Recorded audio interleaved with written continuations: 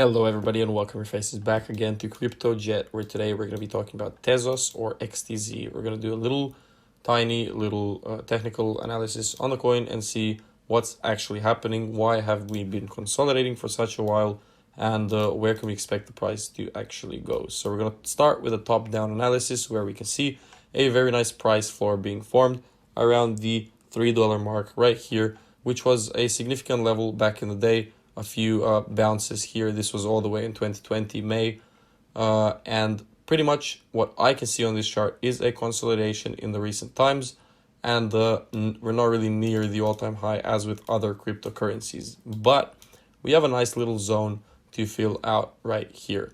So right here is another zone of resistance. I like to plot these zones just so we can see what type of movements the price can make. Now, looking at this from the daily perspective, we can see a very clean candle to the left side. I try to talk about this a lot because it's a very important concept. So a clean candle means that in one single day, the price managed to go all the way from here to all the way down here. That means that there was very, very little resistance on the way of this candle, which means if there was little resistance in recent times of this candle between the $4 and $6 mark, it is very likely that in the future, in case we do break out from here, there's going to be little resistance towards the upside as well, meaning that a good buy opportunity would be exactly at this point right here.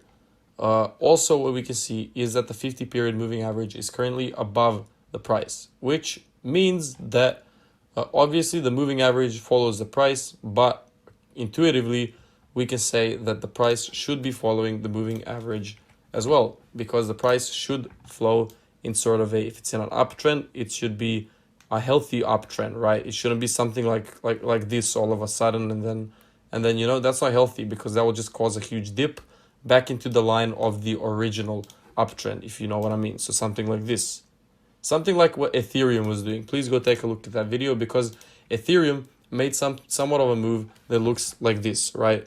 So it's moving nicely, it's moving slowly, it's moving nicely, following the trend line, and then whoop, all of a sudden just this very exponential, another exponential part of growth. And what happened after? It pretty much just crashed. But where did it crash into?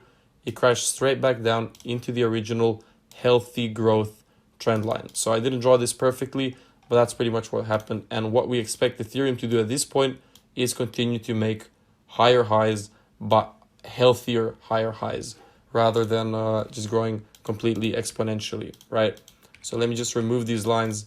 And the whole point of this conversation is that you should always take care of too large increases in price. You should always secure your profits whenever you're able to.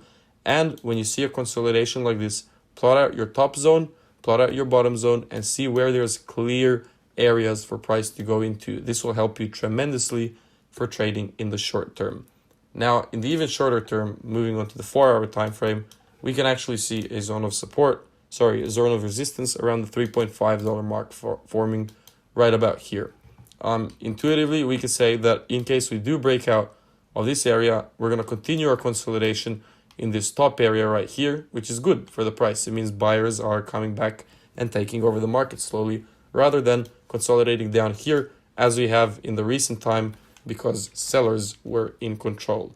Now, we have been making higher highs and higher lows. Recently, you can see a low, a higher low, an even higher low, which is a good sign. It means that we're on a bullish path at this point. So I do have good predictions for this coin. It's a tremendous project, and we're just going to have to wait and see. So thank you guys for joining in for another video. Let me know if you like it. Show me some love. Hit that like button or whatever you all do.